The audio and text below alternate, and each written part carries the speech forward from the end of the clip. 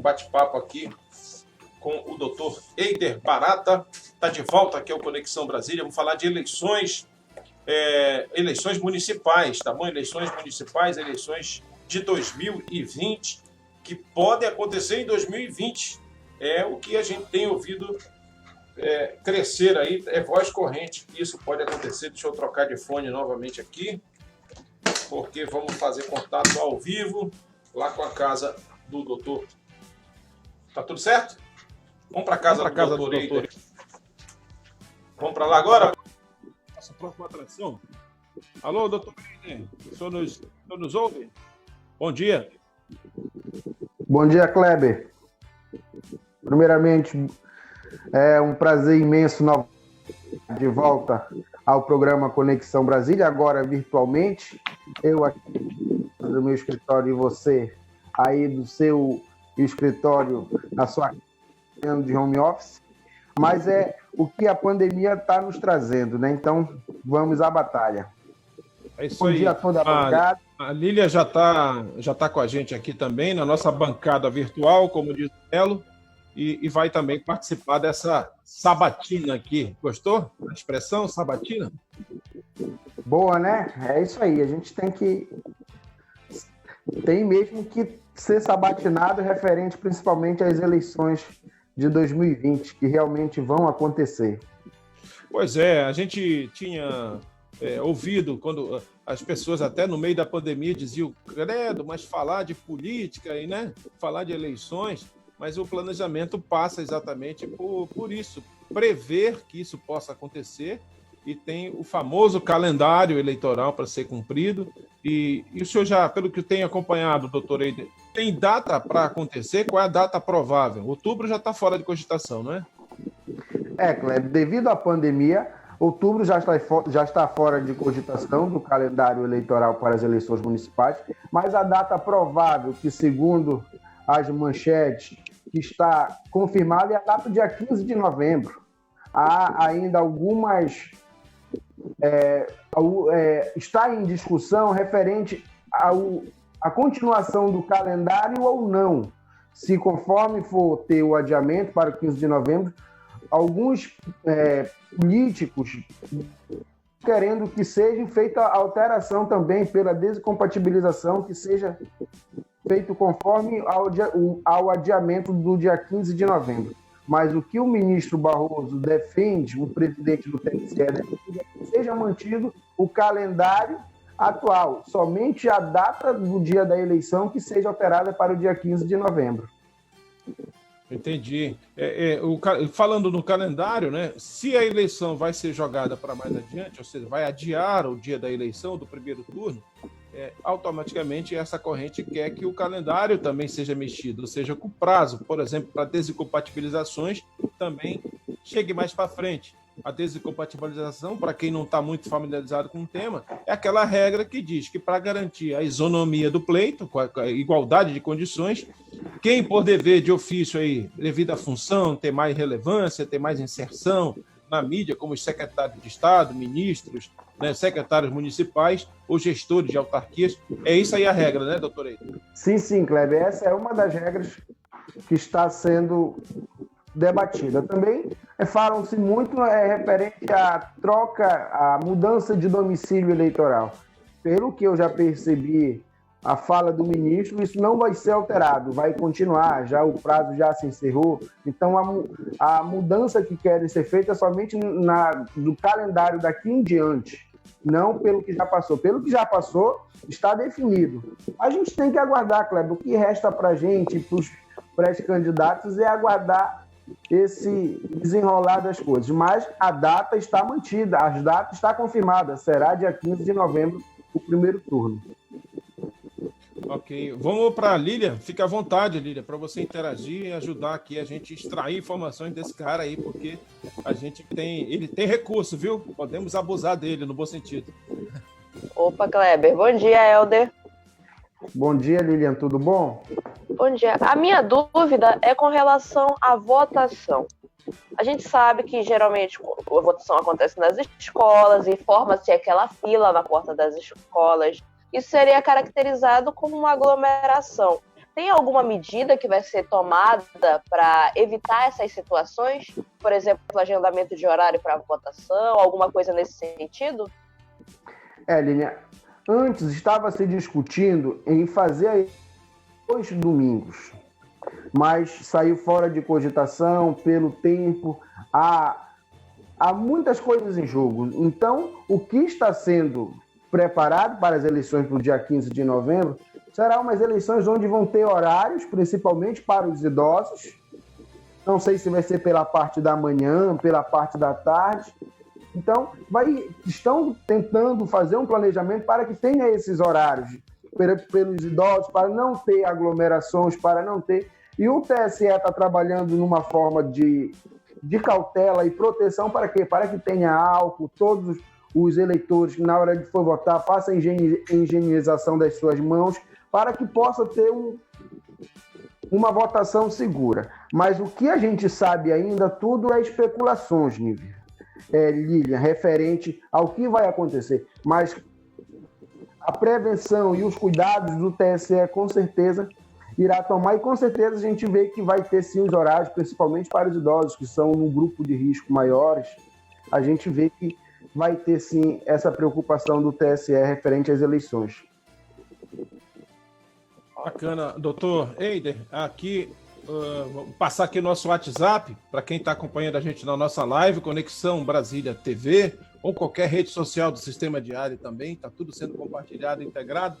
O advogado Marcos Sassim está mandando aqui um bom dia para a gente, está ligado, a Cátia Farias Nascimento, o Fábio Lobato Garcia, coincidentemente foi juiz eleitoral, não sei, acho que não é mais, né? O advogado Fábio Lobato Garcia, que é advogado, mas eu acho que foi convocado pela Justiça Eleitoral, cumpriu sua missão lá como juiz eleitoral. Aldeci Pantoja, bom dia, bom trabalho. José Rubens da Conceição Navegante.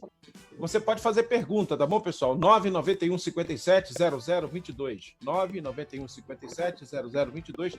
Pedir para o Breno, dizer para o Bruno colocar essa função aqui de mosaico lá, que sempre quem falar fica na tela cheia, tá bom? Fica bem legal para quem está acompanhando a gente pela nossa live.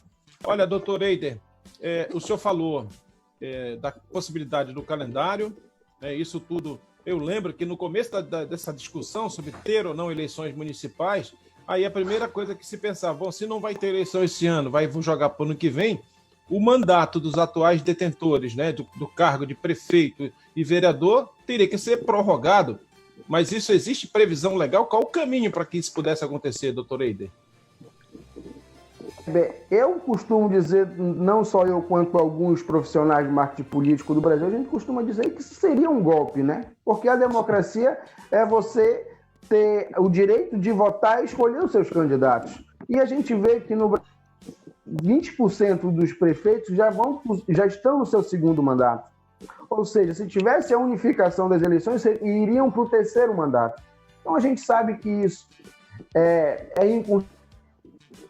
A gente vê que essa possibilidade não existe mais. O presidente do TSE deixou bem claro que essa possibilidade não existe e deixou a responsabilidade nas mãos do Senado e da Câmara Federal. Então, a gente tem essa ciência que as eleições vão ocorrer e também você pensa aí fazer umas eleições unificadas, onde nós temos um público, um eleitorado de baixa escolaridade, como vão estar com a memória para digitar 20 números, 25 números de vereador, prefeito e os deputados e senadores e até presidente. Então a gente vê que vai enrolar muito a cabeça do eleitor, principalmente outra. As propostas municipais vão ficar vazias e vão dar notoriedade, vão dar mais responsabilidade para as propostas federais e estaduais. Ou seja, os municípios vão ficar sem representantes legais. O que vai acontecer, Kleber, se tivesse a unificação, os vereadores e prefeitos seriam cabras campanha de Senado e deputados federais. Então, isso é uma forma de fazer com que os municípios não sejam assistidos, caso isso acontecesse. Mas a gente vê que a democracia é válida, na Constituição diz que o eleitor É ele que vai escolher quem serão os seus representantes, e isso depende do eleitor. O eleitor tem que escolher quem será o seu governador, o seu prefeito, o seu vereador. Então, para isso, a gente vê que essa unificação foi somente uma cogitação. Eu também digo que essa unificação, essa proposta de unificação, foi mais do que para alguns deputados ganhar mais notoriedade referente a TVs, a rádio. Então, a gente vê que é inconstitucional e as eleições de 2020 estão mantidas, Kleber. E é bom para os pré-candidatos e principalmente para o eleitor decidir quem será os seus representantes em 2021. Ok, Lilian, pode fazer mais uma pergunta aí? A minha pergunta é com relação à forma que os candidatos vão se promover. Vai ser permitido fazer comícios? Vai ser permitido, o horário eleitoral vai ter modificação? Como vai ficar esse sentido? Lilian, devido à pandemia, comícios não vão existir até o momento. Essas eleições, elas serão eleições, eu digo que elas vão ser 95% até 99% digitais. O pré-candidato, ele terá que ter uma vida digital ativa. Aí você pode me perguntar, mas eu não tenho uma vida, eu sou pré-candidato e não tenho uma vida digital ativa, como eu vou conseguir isso? Dá tempo? A gente vai dizer com muito trabalho, com muito esforço, se você pegar equipe de profissionais capacitados e que entendam, dá sim tempo. Eu não garanto vitória. Quem garante vitória é aquele pré-candidato que está trabalhando. Eu sempre indico, em todas as minhas entrevistas, principalmente para o Conexão Brasília para vocês, eu sempre indico que uma pré-campanha ela se começa com um ano de antecedência. Ela começa pela organização. Você tem que ter organização de pré-campanha. Se você não consegue, aí você imagine agora, pegou todo mundo de surpresa. Pegou todos de surpresa quem não começou a trabalhar. Isso é bom ressaltar. Quem não tem quem não tem um trabalho no digital, pega todo mundo de surpresa. Agora, quem tem um trabalho vai ter que fazer adaptações. E antes, eu sempre comentei em uma das minhas entrevistas que essa campanha seria uma campanha de mobilização, mas seria uma mobilização pessoal, de corpo a corpo. Uhum. Agora será uma mobilização digital. O pré-candidato, o candidato que não tiver uma mobilização digital, Lilian, com certeza vai estar muito difícil ele atrair o eleitor. O digital vai ganhar voto? De primeiro momento, não. Ele vai atrair eleitores. Se o pré-candidato tiver um posicionamento, tiver relevância em falar em temas relevantes, conforme as necessidades do eleitor, com certeza o eleitor vai ser atraído pelo seu posicionamento. É um trabalho digital que a gente não faz do dia para a noite. O Kleber, vocês sabem que o trabalho digital não é a gente só fazer uma publicação no Facebook, no Instagram, que nós vamos atrair eleitores. E muitos pré-candidatos e muitos políticos acham que curtidas e seguir, e principalmente compartilhamento, são votos. E é uma das coisas que eu sempre digo que é errado. Não é votos. Você, a partir do momento que você tem um perfil de Facebook que compartilha as suas publicações, ele se sente atraído pelas informações que você passa. Só que aí o eleitor quer o quê? O eleitor quer um contato. O eleitor quer ter confiabilidade na pessoa que ele está conversando, que ele está compartilhando. Simplesmente ele compartilhou porque antes se dizia que a internet é uma terra sem lei. Sim. E hoje não. Hoje não é uma terra sem lei. Hoje a gente tem leis rígidas referentes ao digital, mas na política a gente pode dizer, a partir do momento que você tem um compartilhamento, as pessoas enviam uma mensagem que você mandou, referente ao teu posicionamento, isso aí o quê? É atração. Você está atraindo. Para você conquistar o voto, você tem que ter o quê? Um feedback com a pessoa, principalmente com o eleitor digital hoje. Hoje eu digo que o eleitor digital ele é o mais importante. Na primeira entrevista eu disse para vocês que a eleição era o contato, era pegar na mão do eleitor. Hoje, você pegar na mão do eleitor é você mandar uma mensagem para ele, você se importando com ele, você perguntar como é que está a sua vida, como é que estão os seus familiares, quais são as dificuldades do seu bairro.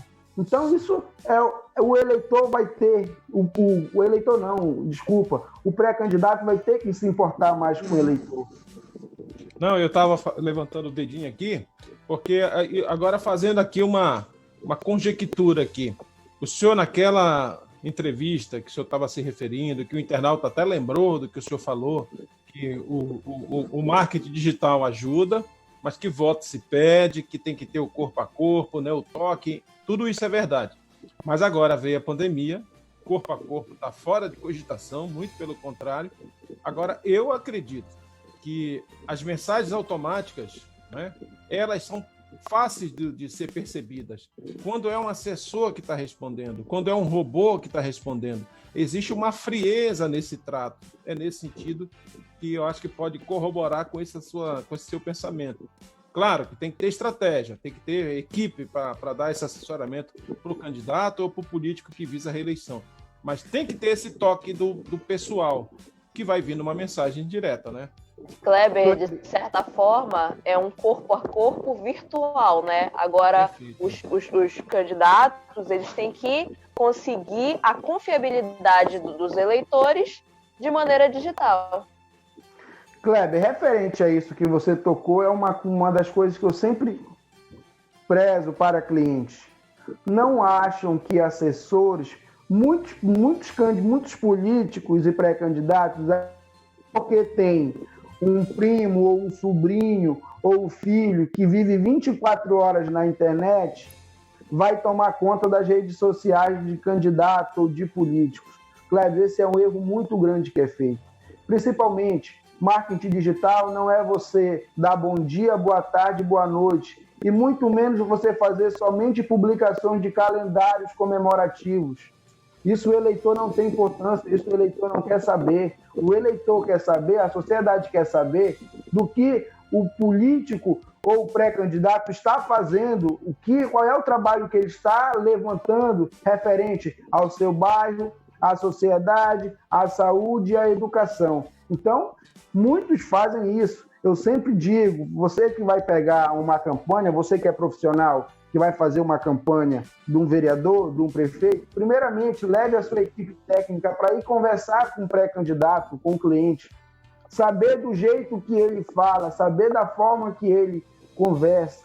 Claro, o candidato não vai ter tempo, Kleber, de estar respondendo todo, mas a partir do momento que a equipe tem a conversa diretamente com o candidato, conversa com a família do candidato para saber como ele se comporta nas redes sociais e até mesmo a agência, o profissional, acessar as redes sociais do cliente, verificar a forma dele se comportar. Isso é uma forma de você humanizar muito o marketing digital do pré-candidato. Mas para isso precisa de tempo, para isso você precisa mesmo estar focado. Mas também tem uma coisa muito importante, Kleber. Temos pré-candidatos que não têm uma vida digital. Aí se você contrata uma empresa e vai dar uma vida digital para ele em menos de 30 dias, aí é totalmente difícil. Aí a gente sabe que vai ser uma coisa robótica que vai acontecer no marketing digital do pré-candidato. Então, sem dúvida. É difícil. E o eleitor, com certeza, a sociedade está muito ligada no aspectos como os pré-candidatos estão trabalhando o seu digital nessa pandemia. E isso é uma forma da gente analisar cada cenário, é totalmente diferente um do outro. Olha, para terminar, que o nosso tempo no rádio é implacável, eu preciso reservar ainda o último bloco para um show ao vivo aqui com o Nivito Guedes, vai estar uma canja para a gente muito especial, mas o nosso WhatsApp, 99157, muitas mensagens, a gente não vai conseguir ler todas. Eu separei aqui a do nosso ouvinte Marlon, que é da Zona Norte, ele diz o seguinte: o candidato vai ter que ser criativo, ter que publicar algo impactante, fora a batalha contra as fake news, diz o Marlon. Doutor Eider. Kleber, impactante, o que a gente diz é quando o pré-candidato vai falar a necessidade do eleitor, falar o que o eleitor quer ouvir. Hoje a campanha, o eleitor ele tem seu interesse. seja interesse coletivo ou interesse pessoal. Mas para atrair a sociedade, para atrair o eleitorado, você tem que falar no interesse coletivo do eleitor. Você tem que saber o que a sociedade quer, quais são as dificuldades, qual é a problemática do bairro X, do bairro Y. Para isso, você saber o que se está impactando realmente o eleitor. Agora, de como você vai fazer isso? Existem vários tipos de pesquisa. E o que eu aconselho é a pesquisa qualitativa. Hoje, muitos pré-candidatos, muitos políticos têm um ego de querer fazer as pesquisas quantitativas para saber se ele está em primeiro, se ele está em segundo, se ele tem chance ou se ele não tem. E hoje não importa. O importante hoje é você fazer a pesquisa qualitativa. Você que é pré-candidato, utilize a ferramenta de pesquisa qualitativa para você saber realmente a necessidade do eleitor, saber realmente o que o eleitor necessita. E com isso você falar com posicionamento, mas não pode falar só de problemática, tem que trazer soluções. Você vai ter que trazer soluções para aquele bairro, para aquele nicho. E hoje, uma das coisas que eu aconselho, Kleber, ter uma mobilização digital organizada, você começar a organizar. Beleza. Vereador, segmente o seu público. Ok. Doutor Eider, eu preciso encerrar esse bloco. Já tem o show ao vivo de Nivito Guedes aqui com a gente. Queria agradecer mais uma vez sua atenção com a gente, sua deferência. Deixe seus contatos, suas redes sociais aqui para quem ficou interessado, quer marcar uma hora, quer conversar com o senhor, quem sabe fazer uma parceria de consultoria aí. Eu queria, para encerrar esse bate-papo, você deixar seus canais. Ok, Kleber, obrigado novamente mais uma vez. Me coloco à disposição sempre.